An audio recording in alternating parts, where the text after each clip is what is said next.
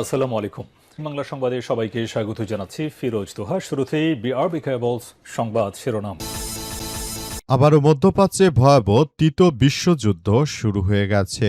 নতুন করে মার্কিন যুক্তরাষ্ট্র ও ইরানের মধ্যে যুদ্ধবিরতি প্রস্তাব বাতিল হয়ে যাওয়ার পরে যুদ্ধ শুরু হয়ে গেছে। আর এরই মাঝে আমাদের হাতে এসে পৌঁছেছে যুদ্ধের সর্বশেষ গুরুত্বপূর্ণ সবথেকে তাজা আপডেট সংবাদ আপনাদের জানিয়ে দেব।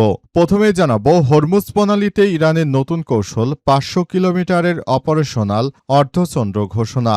ইরানের ইসলামী বিপ্লবী গার্ড বাহিনী বা আইআরজিসির নৌবাহিনী হরমুজ প্রণালীতে নিজেদের সামরিক ও কৌশলগত নিয়ন্ত্রণ আরও সম্প্রসারণের ঘোষণা দিয়েছে। সেই সঙ্গে সতর্ক করে দিয়েছে দেশের আঞ্চলিক জলসীমা বা জাতীয় স্বার্থের কোনো লঙ্ঘন করতে দেয়া হবে না। যদি মার্কিন যুক্তরাষ্ট্র এবং দখলদারেরা কোনো সন্ত্রাসী কার্যক্রম চালাতে চায়, সেক্ষেত্রে ইরানের ইসলামী বিপ্লবী গার্ড বাহিনীর সদস্যরা তাদেরকে পুরোপুরি ধসিয়ে দেবে। যে কোনো মূল্যে মার্কিন যুক্তরাষ্ট্র এবং দখলদারদের একদম মাটির সঙ্গে মিশিয়ে দেবে ইরানের ইসলামী বিপ্লবী গার্ড বাহিনীর সদস্য।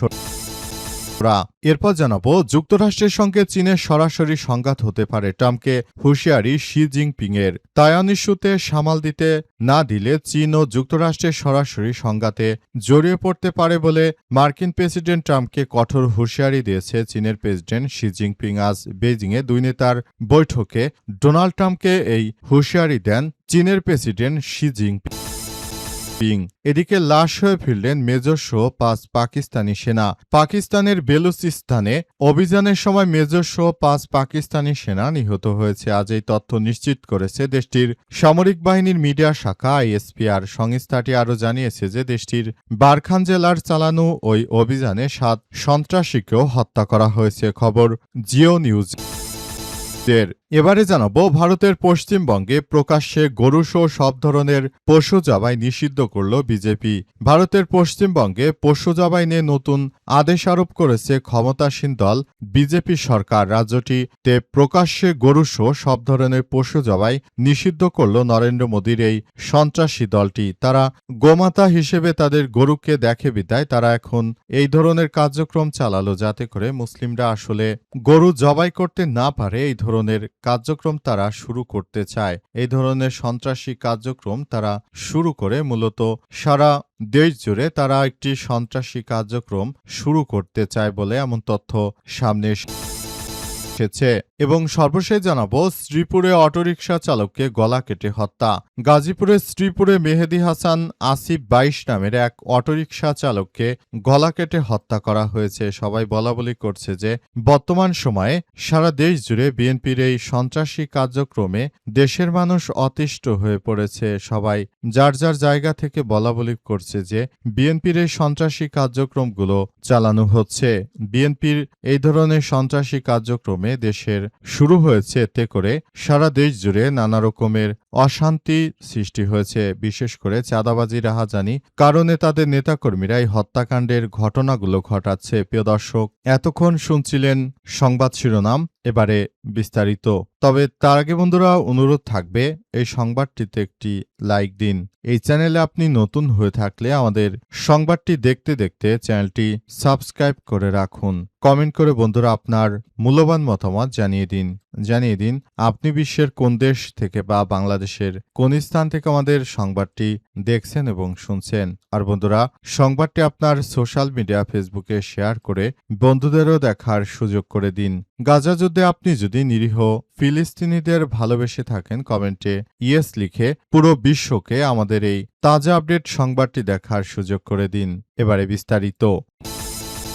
হরমুজ প্রণালীতে ইরানের নতুন কৌশল, 500 কিলোমিটারের অপারেশনাল অর্ধচন্দ্র ঘোষণা। ইরানের ইসলামী বিপ্লবী গার্ড বাহিনী বা আইআরজিসির নৌবাহিনী হরমুজ প্রণালীতে নিজেদের সামরিক ও কৌশলগত নিয়ন্ত্রণ আরও সম্প্রসারণের ঘোষণা দিয়েছে। সেই সঙ্গে সতর্ক করে দিয়েছে যে দেশের আঞ্চলিক জলসীমা বা জাতীয় স্বার্থের কোনো লঙ্ঘন করতে দেবে না তারা।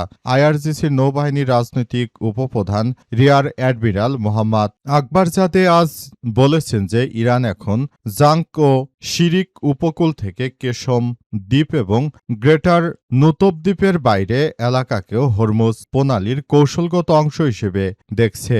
তার ভাষায় আগে প্রণালীর কার্যকরী পরিসর ছিল মাত্র 20 থেকে 30 মাইল, বর্তমানে তা বেড়ে 200 থেকে 300 মাইল বা প্রায় 500 কিলোমিটার জুড়ে বিস্তৃত একটি অপারেশনাল বা অর্ধচন্দ্র অঞ্চলে পরিণত হয়েছে। তিনি আরও জানান, ইরানের সশস্ত্র বাহিনী পুরো অঞ্চলে নিবিড়ভাবে পর্যবেক্ষণ করছে এবং দেশে জলসীমা বা জাতীয় স্বার্থে কোনো ধরনের অনুপ্রবেশ সহ্য করা হবে না। আইআরজিসি জানিয়েছে যে হরমুজ প্রণালীতে নিরাপদে চলাচলের জন্য ইরান নির্ধারিত একটি বিশেষ করিডোর অবশ্যই সবাইকে ব্যবহার করতে হবে। যদি হরমুজ প্রণালীতে চলাচলের ক্ষেত্রে কেউ ইরানের এই করিডোর ব্যবহার না করে তাহলে তাদেরকে একদম ধসিয়ে দেওয়া হবে। তারা যদি এই পরিস্থিতি আসলে মোকাবেলা করতে চায় তাহলে এটি সবার জন্য খুবই ভয়াবহ এক কার্যক্রমের সৃষ্টি হবে বলে এমন তথ্য নিশ্চিত করা হয়েছে এবং সবকিছু খুবই সুন্দরভাবে গড়ে তোলার মধ্য দিয়ে সবাইকে এগিয়ে যেতে হচ্ছে। পুরো পরিস্থিতি যার যার মতো করে তারপর আরও ভয়ানক পরিস্থিতির সৃষ্টি হবে বলে ইরানের পক্ষ থেকে হুঁশিয়ারি দেওয়া হয়েছে। বর্তমান সময়ে তারা বড় ধরনের কার্যক্রম চালিয়ে যাওয়ার মধ্য দিয়ে আসলে নিজেদেরকে একদম ধ্বংসস্তূপে পরিণত করেছে তারা, এবং এই প্রক্রিয়ার মধ্য দিয়ে তাদের সবাইকে আসলে যার যার জায়গা থেকে এগিয়ে যেতে হচ্ছে বলে এমন তথ্য সামনে এসেছে। বর্তমান সময়ে পৃথিবীর ইতিহাসে সব থেকে বিধ্বংসী কার্যক্রম চালাচ্ছে ইরানের ইসলামী বিপ্লবী গার্ড বাহিনীর সদস্যরা। তারা যে কোনো মূল্যে এই দখলদারদের একদম মাটির সঙ্গে মিশিয়ে দেবে বলে ঘোষণা দিয়েছে এবং এই পরিস্থিতির মধ্য দিয়ে সবাইকে এগিয়ে যেতে হচ্ছে। যুক্তরাষ্ট্রের সঙ্গে চীনের সরাসরি সংঘাত হতে পারে, ট্রাম্পকে হুঁশিয়ারি শি জিনপিংয়ের। তাইওয়ান ইস্যুতে সঠিকভাবে সামাল না দিলে চীন ও যুক্তরাষ্ট্রের সরাসরি সংঘাতে জড়িয়ে পড়তে পারে বলে মার্কিন প্রেসিডেন্ট ডোনাল্ড ট্রাম্পকে এমন হুঁশিয়ারি দিয়েছেন চীনের প্রেসিডেন্ট শি জিনপিং।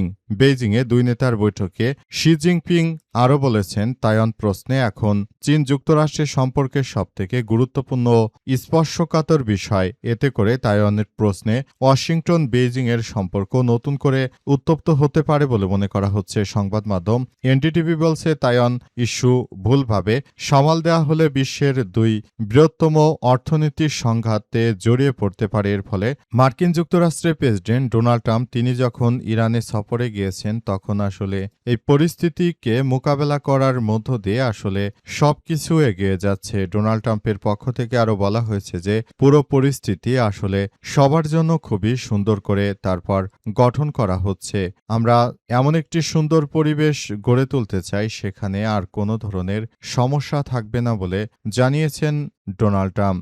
যুক্তরাষ্ট্রের প্রেসিডেন্ট ডোনাল্ড ট্রাম্প তিনি চীনে সফরে গিয়ে এখন চীনের সঙ্গে একরকম নতুন করে সংঘাত বাঁধিয়ে দিতে পারেন, কারণ তিনি সব সময় উল্টোপাল্টো কথা বলে তারপর সব পরিস্থিতি নস্যাৎ করে দেওয়ার চেষ্টা চালিয়ে থাকেন এই যুক্তরাষ্ট্রের প্রেসিডেন্ট ডোনাল্ড ট্রাম্প। বর্তমান সময় তিনি ইতিহাসের সব থেকে এক ভয়াবহ ও নিকৃষ্টতম শাসকে পরিণত হয়েছেন। তার অবস্থা দেখে মনে হচ্ছে যে তিনি খুবই দুর্ভাগ্যজনকভাবে সারা বিশ্বের বুকে তিনি নতুন করে আবার বিভিন্ন সমস্যা সৃষ্টি করছেন। তার এই সব সমস্যার সৃষ্টি করার মধ্য দিয়ে মূলত সবাইকে আসলে এই সমস্যাগুলো মোকাবেলা করতে হচ্ছে। লাশ হয়ে ফিরলেন মেজর শো 5 পাকিস্তানি সেনা। বেলুচিস্তান প্রদেশে অভিযানের সময় সেনাবাহিনীর মেজর শো 5 পাকিস্তানি সেনা নিহত হয়েছে আজ। এই তথ্য নিশ্চিত করেছে দেশটির সামরিক বাহিনীর মিডিয়া শাখা আইএসপিআর। সংস্থাটি আরও জানিয়েছে যে প্রদেশটির বারখান জেলায় চালানো ওই অভিযানে 7 সন্ত্রাসীকেও হত্যা করা হয়েছে। খবর জিও নিউজের। আইএসপিআর এর বিবৃতিতে উল্লেখ করা হয়েছে যে আজ বেলুচিস্তান বারখান জেলার নোশাম এলাকায় ভারত সমর্থিত ফিতনা আল হিন্দুস্তান সংশ্লিষ্ট সন্ত্রাসীদের নির্মূলে পাকিস্তান সেনাবাহিনী ও ফ্রন্টিয়ার কোর বেলুচিস্তান যৌথভাবে অভিযান শুরু করে। অভিযানের সময় নিরাপত্তা বাহিনী সন্ত্রাসীদের একটি অবস্থান শনাক্ত করে এবং সেখানে অভিযান চালায়। উভয় পক্ষের মধ্যে তীব্র গোলাগুলিতে 7 সন্ত্রাসী নিহত হয়েছে। ঘটনাস্থল থেকে অস্ত্র, গোলাবারুদ, বিস্ফোরক উদ্ধার করা হয়েছে। তবে সংঘর্ষ চলাকালে এক মেজর শো 5 সেনা সদস্য নিহত হয়েছে। নিহতরা হলেন পাকপত্তন জেলার বাসিন্দা মেজর তৌসিফ আহমেদ ভাট্টি, বয়স 31, শুক্কুর জেলার নায়েক ফিদা হোসেন, বয়স 36, ভাস্কু জেলার সিপাহী জাকির ৩২, খানেওয়াল জেলার সিপাহী সুহাইল আহমেদ বয়স ২১ এবং রহিমিয়ার খান জেলার সিপাহী মোহাম্মদ আয়াস বয়স ২৪। বিবৃতিতে বলা হয়েছে, এলাকায় কোনো জঙ্গি লুকিয়ে আছে কিনা তা নিশ্চিত করতে অভিযান অব্যাহত রেখেছে সেনাবাহিনী। জাতীয় কর্মপরিকল্পনার আওতায় ফেডারেল অ্যাপেক্স কমিটির অনুমোদিত আজমি ইস্তেহাকাম নীতির অধীনে সন্ত্রাসবিরোধী অভিযান অব্যাহত থাকবে এবং দেশ থেকে বিদেশে মদতপুষ্ট সন্ত্রাসবাদ নির্মূল না হওয়া পর্যন্ত এই অভিযান চলমান থাকবে বলে জানিয়েছে পাকিস্তান সেনাবাহিনী।